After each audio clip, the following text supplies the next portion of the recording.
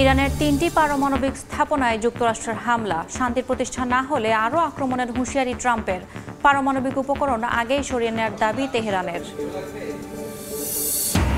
রাজনৈতিক দলগুলোর নিবন্ধনের সময়সীমা শেষ হচ্ছে আজ। আবেদনের জন্য বিকেলে নির্বাচন কমিশন যাবেন জাতীয় নাগরিক পার্টির নেতারা। শত চেষ্টায়ও কমেনি সড়কের বিশৃঙ্খলা, যানজট নিরসনে ব্যর্থ কোটি কোটি টাকার প্রকল্প। হাতের ইশারাতেই চলছে যান নিয়ন্ত্রণ। রাজধানীর 22টি পয়েন্টে বসেছে নতুন সংকেত বাতি। নতুন আবাসন ব্যবস্থা সহ 5 দাবিতে আন্দোলনে ঢাকা মেডিকেলের শিক্ষার্থীরা। অচলাবস্থা নিরসনে একাডেমিক কার্যক্রম বন্ধ, বেলা 12টার মধ্যে হল ত্যাগের নির্দেশ। নতুন দিয়েছিলাম, সেটা সাথে সাথে ব্যাগ দিয়ে দিচ্ছি। টিকিট কাটা যায় না। এটিএমে জমা দিতে আসছি, টাকাটা জমা দিতে পারি নাই।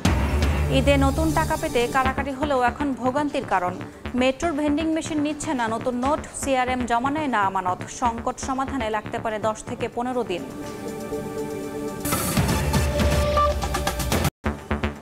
সময় সংবাদের সঙ্গে আছি আমি ইয়াসমিন অনন্যা। শঙ্কায় হলো সত্যি, ইরানের 3টি পারমাণবিক কেন্দ্র লক্ষ্য করে হামলা চালিয়েছে যুক্তরাষ্ট্র। হোয়াইট হাউসে জাতির উদ্দেশ্যে দেয়া ভাষণে মার্কিন প্রেসিডেন্ট জানান, ইরানের ফোর্দো, নাতাঞ্জ ও ইস্পাহান পারমাণবিক স্থাপনায় সফল হামলা চালিয়েছে যুক্তরাষ্ট্র। দ্রুত শান্তির প্রতিষ্ঠা না হলে ইরানে আরও হামলার হুঁশিয়ারি দিয়েছেন তিনি। এদিকে পরমাণু কেন্দ্রে হামলা চালানোয় ট্রাম্পকে ধন্যবাদ জানিয়েছেন ইসরায়েলি প্রধানমন্ত্রী বিনিয়ামিন নেতানিয়াহু। ইরান বলছে, হামলার আগেই পরমাণু কেন্দ্র থেকে তেজস্ক্রিয় পদার্থ সরিয়ে নেওয়া হয়েছিল।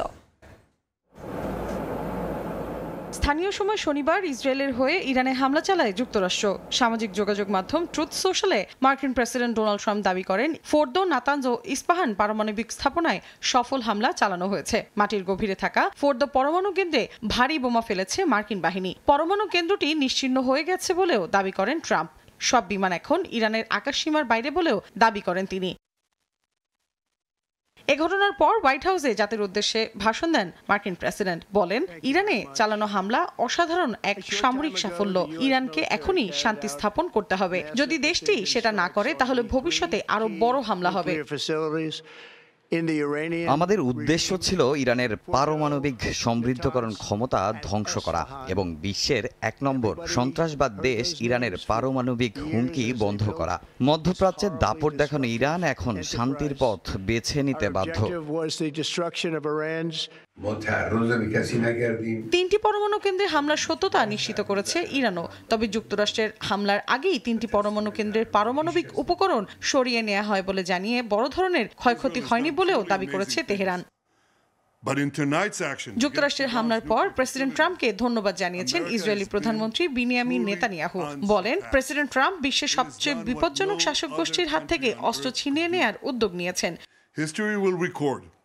ইতিহাস আপনাকে মনে রাখবে। ট্রাম্পের নেতৃত্বে আজ এমন এক মোড় তৈরি হয়েছে যা মধ্যপ্রাচ্য সহ গোটা বিশ্বের জন্য শান্তি ও সমৃদ্ধির পথ খুলে দিতে পারে। প্রেসিডেন্ট ট্রাম্প ও আমি প্রায় বলি, শক্তির মাধ্যমে শান্তি আসে। যুক্তরাষ্ট্র আজ তাই করে দেখালো। যুক্তরাষ্ট্রের এই সিদ্ধান্তকে সাহসী পদক্ষেপ আখ্যা দিয়েছেন ইসরায়েলের সাবেক প্রতিরক্ষা মন্ত্রী ইয়োভ গ্ল্যান্ট। পারমাণবিক স্থাপনায় হামলার পর ইসরায়েলে উচ্চ সতর্কতা জারি করা হয়েছে। সব স্কুল বন্ধের পাশাপাশি গণজামায়াত নিষিদ্ধ করা হয়েছে। অতি প্রয়োজনীয় কাজ ছাড়া সাধারণ মানুষকে বাইরে বের না হতেও নির্দেশনা দিয়েছে আইডিএফ। এদিকে ইরানে হামলার আগে কংগ্রেসের অনুমোদন নেননি ট্রাম্প। এক প্রতিবেদনে এ তথ্য জানায় কাতার ভিত্তিক সংবাদ মাধ্যম আল জাজিরা। প্রতিবেদনে বলা হয়, সিনেট ও প্রতিনিধি পরিষদের আইন প্রণেতারা এমন একটি বিল উত্থাপন করেছিলেন যা ট্রাম্পকে ইরানের পারমাণবিক স্থাপনায় হামলার আগে কংগ্রেসের অনুমতি নিতে বাধ্য করত। কিন্তু ট্রাম্প সেই ভোট হওয়ার আগেই হামলা চালান। মৌসুমী সাথী, সময় সংবাদ। ইরানের পারমাণবিক স্থাপনায় মার্কিন বিমান হামলার বিষয়ে সবশেষ জানাতে এই মুহূর্তে লস অ্যাঞ্জেলেসে আছেন সহকর্মী লস্কর আল মামুন। সরাসরি যাচ্ছি তার কাছে।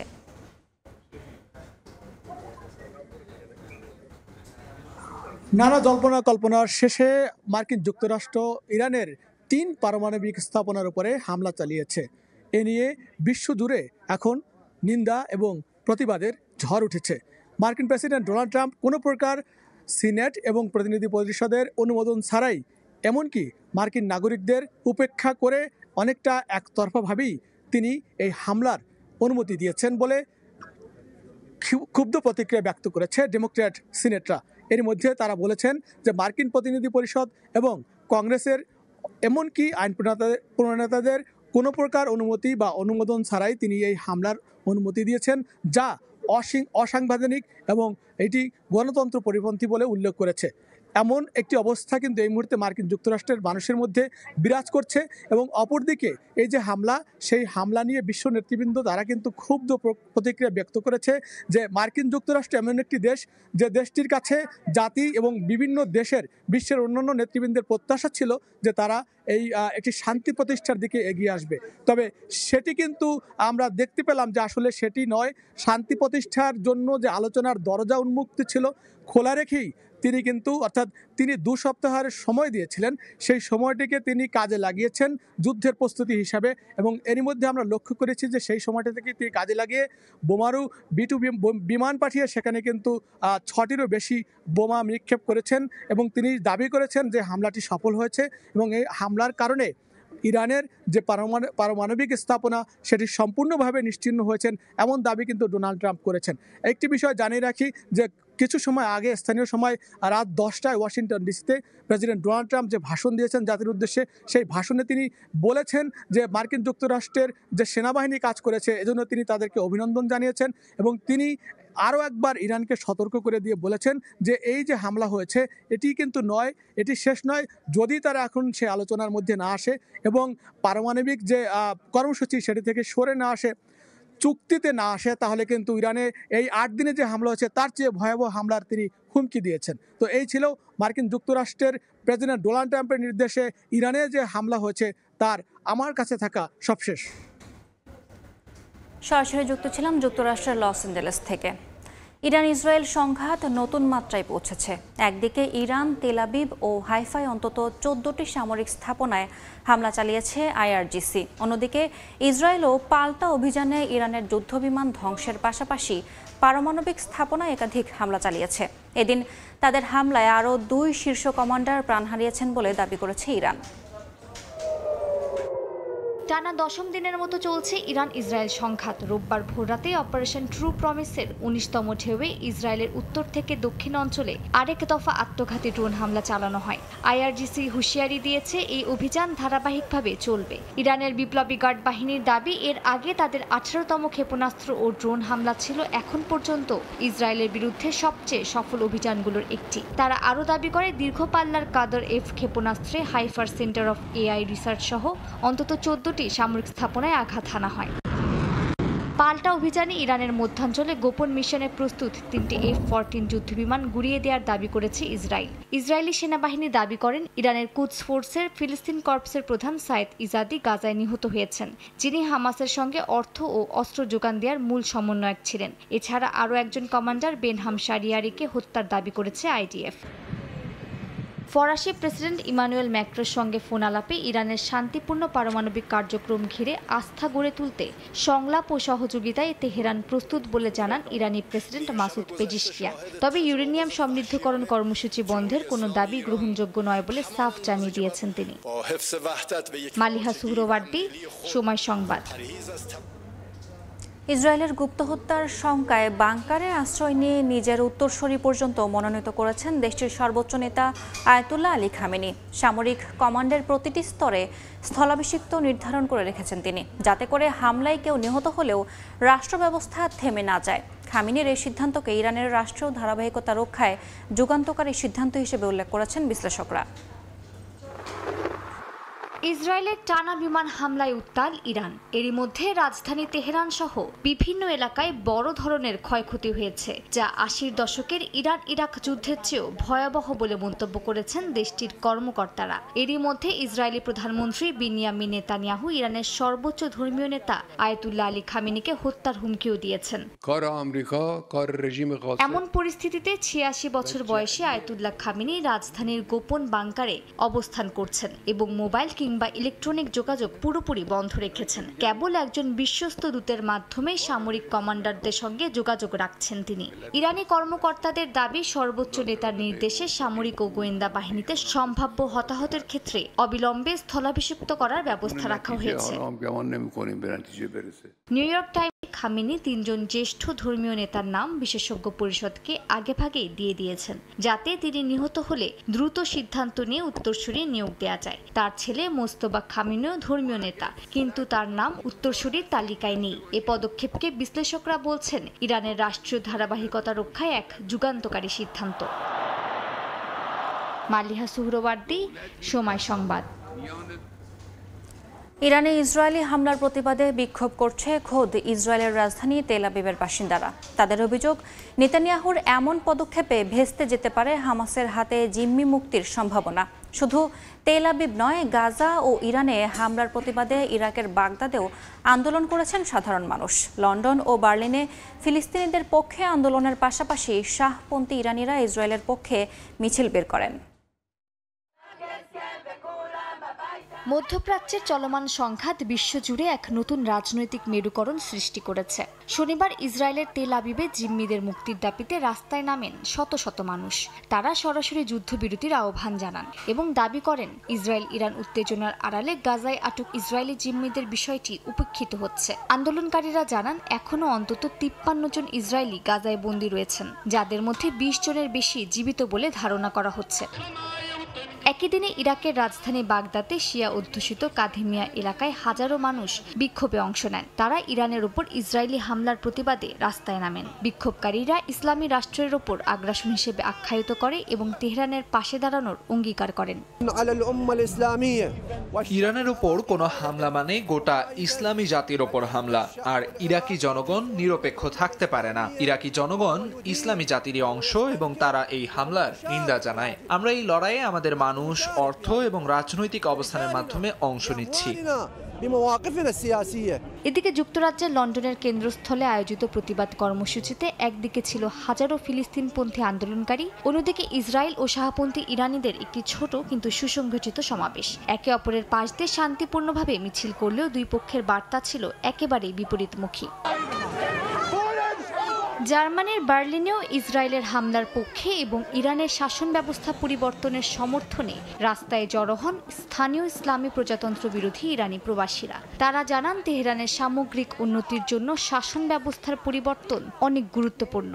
পাশাপাশি বার্লিনের একই রাজপথে গাজায় গণহত্যা বন্ধের দাবিতে বিক্ষোভ করেছেন ফিলিস্তিনপন্থীরা। মালিহা সুহরওয়ার্দী, সময় সংবাদ। সময় সংবাদে আরও থাকছে।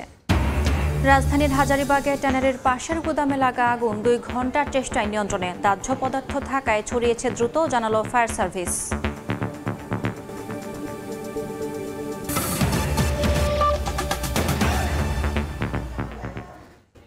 ত্রয়োদশ জাতীয় সংসদ নির্বাচনকে সামনে রেখে রাজনৈতিক দলের নিবন্ধন আবেদন করার সময় শেষ হচ্ছে আজ। নির্বাচন কমিশনের নিবন্ধন পেলে নির্ধারিত প্রতীকে ভোট করতে পারবে সংশ্লিষ্ট দলের প্রার্থীরা। ভোটে অংশ নিতে দলের প্রার্থীর বাইরে স্বতন্ত্র প্রার্থী হওয়ার সুযোগ রয়েছে। এবারে নির্বাচনকে সামনে রেখে 10 মার্চ আগ্রহী দলগুলোর কাছ থেকে আবেদনপত্র আহ্বান করা হয়। 20 এপ্রিল পর্যন্ত সময় দেওয়া হলেও জাতীয় নাগরিক পার্টি সহ কিছু দলের আবেদনের পরিপ্রেক্ষিতে 2 মাস সময় বাড়ানো হয়। বর্ধিত এ সময় শেষ হচ্ছে আজ। রাজনৈতিক দল হিসেবে নিবন্ধন পেতে বিকেলে নির্বাচন কমিশনে আবেদন করবে জাতীয় নাগরিক পার্টি এনসিপি। নতুন দলের ক্ষেত্রে ইসির নিবন্ধনের শর্ত হলো দলটির একটি সক্রিয় কেন্দ্রীয় কার্যালয় থাকতে হবে, কার্যকর কমিটি থাকতে হবে কমপক্ষে 1/3 প্রশাসনিক জেলায়, সদস্য হিসেবে অন্তত 100টি উপজেলা কিংবা মেট্রোপলিটন থানার কমপক্ষে 200 ভোটারের সমর্থনেরও নথি দেখাতেও হবে। আবেদন পাওয়ার পর নির্বাচন কমিশন তা যাচাই বাছাই শুরু করবে। নিবন্ধন শর্ত পূরণ করতে পারলে দলীয় প্রতীকসহ নিবন্ধন সনদ দেবে। বর্তমানে নির্বাচন কমিশনে নিবন্ধন দলের সংখ্যা 50টি।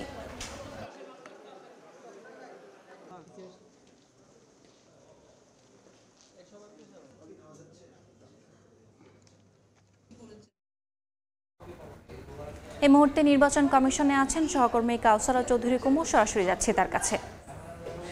কুমু, জানেন যে আজকে যে রাজনৈতিক দল নিবন্ধনের অর্থাৎ হচ্ছে ত্রয়োদশ জাতীয় সংসদ নির্বাচনকে সামনে রেখে রাজনৈতিক দল নিবন্ধন আবেদনের আজকে শেষ দিন।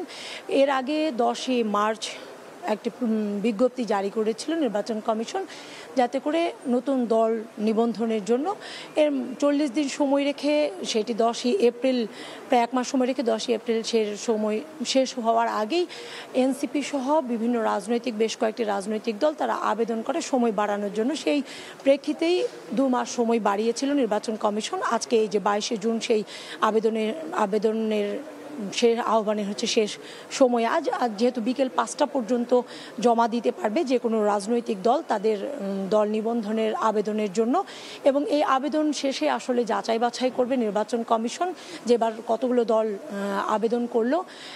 যাচাই বাছাই শেষেই আসলে তারা যদি মনে করে নির্বাচন কমিশন যে এই দলগুলোকে নিবন্ধন দেয়া যেতে পারে তখনই সেই দলগুলোকে আসলে নিবন্ধন দিবে, এবং নিবন্ধনের শর্ত অনুযায়ী নির্বাচন কমিশন যে শর্তগুলো এবার জুড়ে দিয়েছে, অতীতেও যে শর্তগুলো ছিল এবারও কিন্তু একই শর্তই মানছে নির্বাচন কমিশন, মানতেও বলছে অন্যান্য যে রাজনৈতিক দলগুলো সেগুলোকে। এর মধ্যে তারা বলছে যে তাদের একটা কার্যনির্বাহী কমিটি থাকতে হবে, কেন্দ্রীয় কার্যালয় থাকতে হবে রাজনৈতিক দলের, এমনকি 1/3 জেলায় তাদের কার্যকারী কমিটি থাকতে হবে, 100 উপজেলায় অফিস থাকতে হবে। এই ধরনের নানা শর্তাদি দিয়েই কিন্তু আবেদন করতে হচ্ছে রাজনৈতিক দলগুলোকে। ইতিমধ্যে নির্বাচন কমিশনে প্রায় 50টি দল নিবন্ধিত রয়েছে, এবং আমরা দেখেছি যে দ্বাদশ নির্বাচনের আগে প্রায় 90টিরও বেশি রাজনৈতিক দল আবেদন করেছিল দল নিবন্ধনে। সে সময় মাত্র 2টি দলকে নিবন্ধন দিয়েছিল সে সময়ের সরকার, নির্বাচন কমিশন। তো এবারও যাচাই বাছাই করবে তারা। আজকে যেহেতু শেষ সময় বিকেল 5টা পর্যন্ত এই আবেদন জমা নিবে কমিশন, এবং 5টা পর্যন্ত অপেক্ষা করতে হবে যে কতগুলো দল এই নিবন্ধনের জন্য আবেদন করেছে।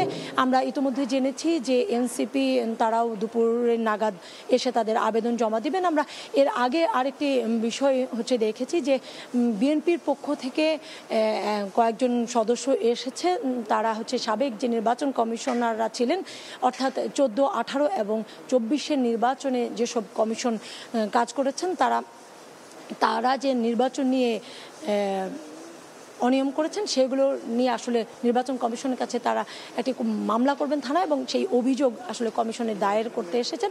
আমাদের আসলে সবকিছু মিলে অপেক্ষা করতে হবে বিকেল 5টা পর্যন্ত, তাহলেই জানাতে পারবো যে কতটুকু সময় কয়জন আসলে আবেদন করলো এবার ত্রয়োদশ জাতীয় সংসদ নির্বাচনের জন্য। সরাসরি যুক্ত ছিলাম নির্বাচন কমিশন আগারগাঁও থেকে। ফরেন সার্ভিস একাডেমিতে জাতীয় ঐক্যমত্য কমিশনের সঙ্গে রাজনৈতিক দলগুলোর দ্বিতীয় পর্যায়ের আলোচনা আজ। সেখানে আছেন সহকর্মী হাসান ওয়ালি, সরাসরি যাচ্ছি তার কাছে।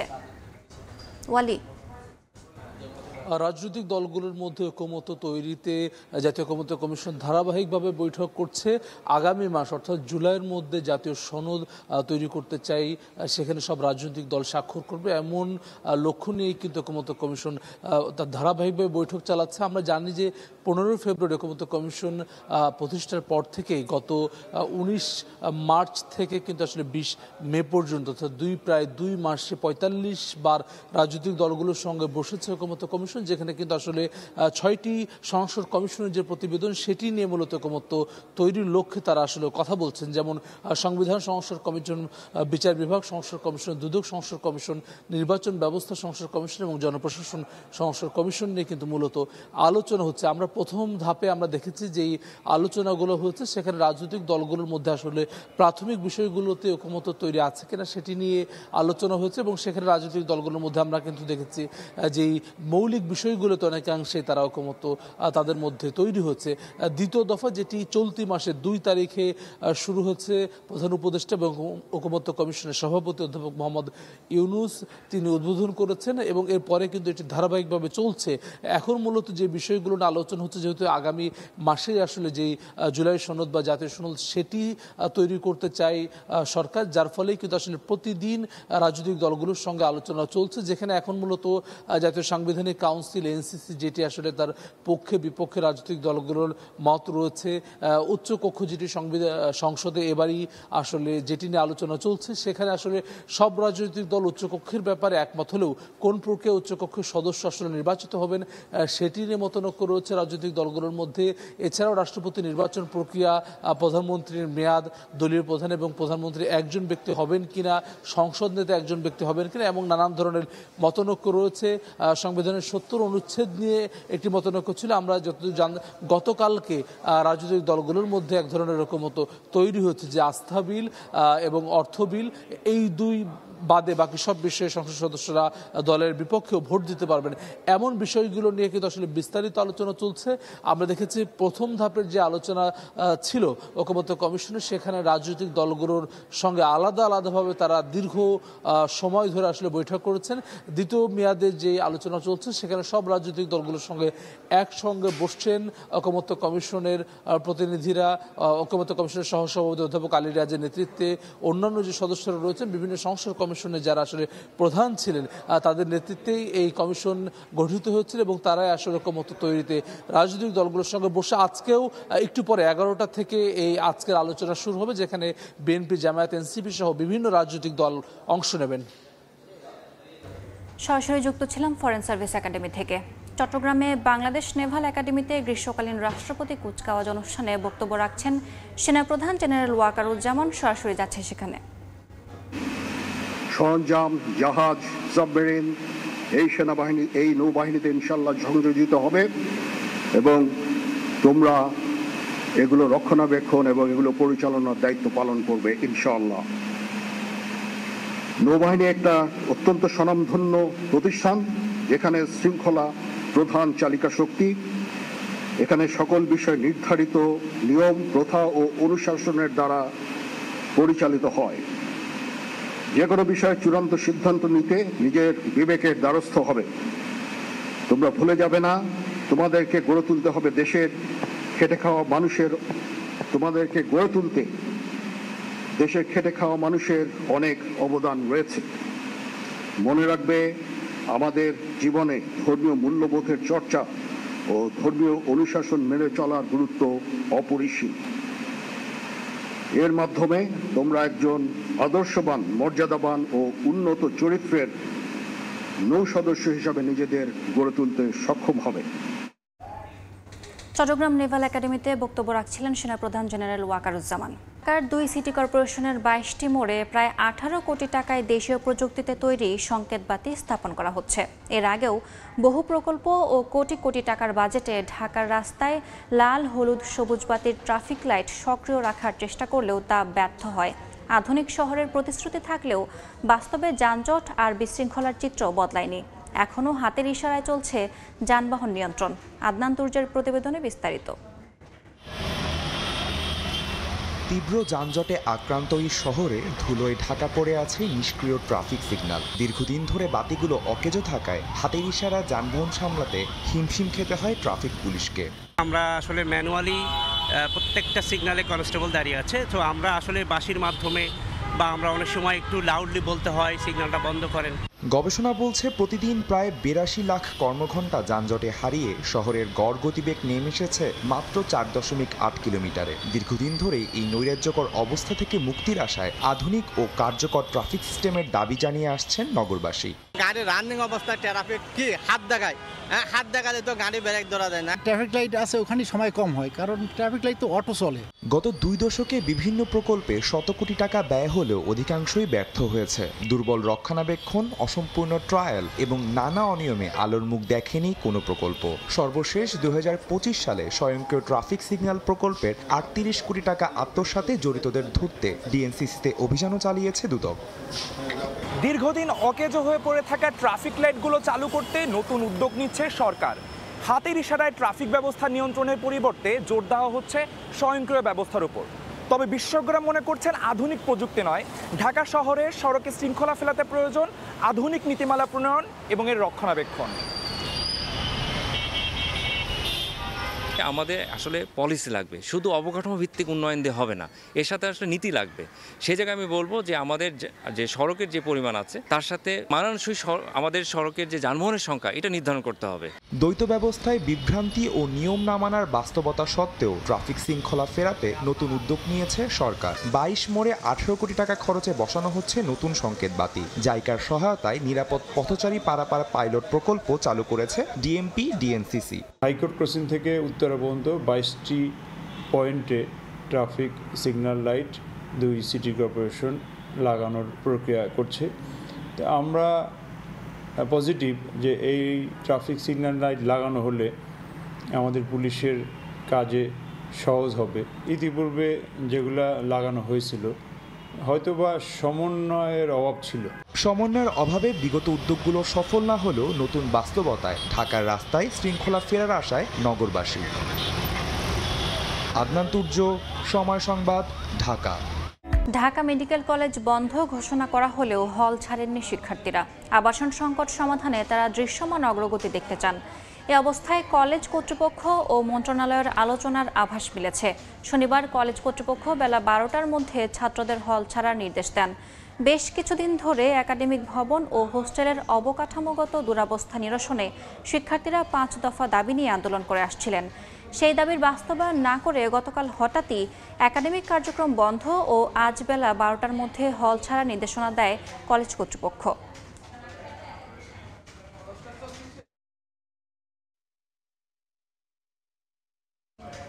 সময় সংবাদে আরও থাকছে। সিন্ধু চুক্তি আর কখনোই চালু হবে না, সাফ জানালেন ভারতের স্বরাষ্ট্রমন্ত্রী অমিত শাহ। সিদ্ধান্তকে যুদ্ধ ঘোষণার শামিল আখ্যা পাকিস্তানের। রাজধানীর হাজারীবাগের গার্মেন্টস গলিতে এশিয়া ট্যানারির পাশে একটি গুদামে আগুন লাগার ঘটনা ঘটেছে। রাত 1টার দিকে আগুনের সূত্রপাত হয়। খবর পেয়ে ফায়ার সার্ভিসের 4টি ইউনিট ঘটনাস্থলে গিয়ে প্রায় 2 ঘন্টার চেষ্টায় আগুন নিয়ন্ত্রণে আনে।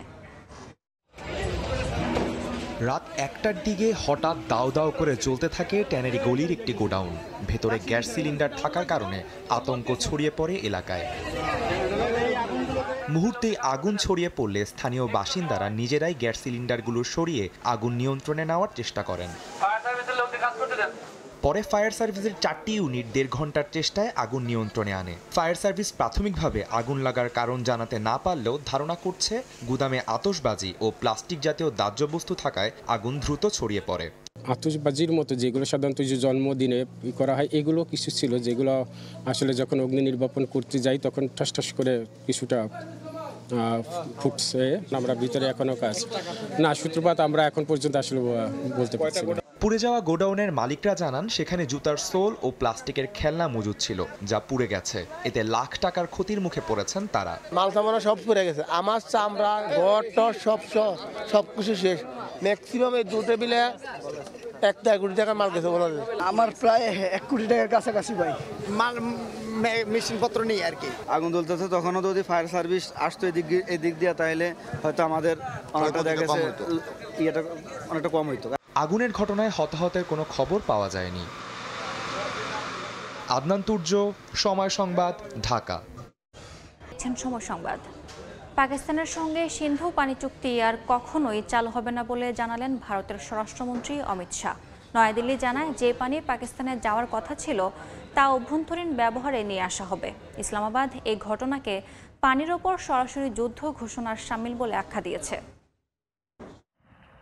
পাকিস্তান ভারতের মধ্যে 1960 সালে স্বাক্ষরিত সিন্ধু পানি চুক্তির আওতায় 3টি নদীর পানি প্রবাহ নিয়ন্ত্রিত হয়ে আসছিল। কিন্তু এপ্রিলের শেষ দিকে কাশ্মীরের পেহেলগামে হামলায় 26 জন বেসামরিক নাগরিক নিহত হওয়ার পর নয়াদিল্লি একতরফাভাবে চুক্তি স্থগিত করে। এবার শুনল ভারতের স্বরাষ্ট্রমন্ত্রী অমিত শাহের মুখে। সিন্ধু চুক্তির আওতায় থাকা 3টি নদীর পানি পাকিস্তানকে দেওয়া হতো, যা তাদের কৃষির 80% চাহিদা মেটাত। কাশ্মীরে হামলার পর থেকে চুক্তিটি অচল হয়ে যায়। অমিত শাহ জানান এই পানি রাজস্থানে খাল কেটে নেওয়া হবে আর পাকিস্তানকে রাখা হবে পানি শূন্য। এদিকে পাকিস্তান বিষয়টিকে আন্তর্জাতিক আইনে চ্যালেঞ্জ করার কথা বলেছে। ইসলামাবাদের পররাষ্ট্র মন্ত্রণালয় বহুবারই বলেছে এই চুক্তি একতরফাভাবে স্থগিতের সুযোগ নেই আর নদীর পানি আটকে দেয়া সরাসরি যুদ্ধের ঘোষণা বলে বিবেচিত হবে। ইয়াসমিন অনন্যা, সময় সংবাদের শীর্ষ সংবাদগুলো জানিয়ে দিচ্ছে আরেকবার।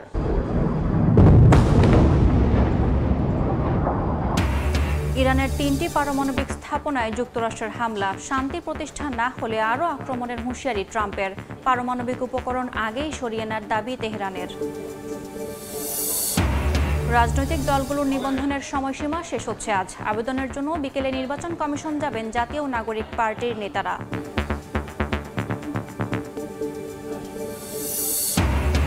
এবং শত চেষ্টায়ও কমেনি সড়কের বিশৃঙ্খলা, যানজট নিরসনে ব্যর্থ কোটি কোটি টাকার প্রকল্প। হাতের ইশারাতেই চলছে যান নিয়ন্ত্রণ। রাজধানীর 22টি পয়েন্টে বসছে নতুন সংকেত বাতি।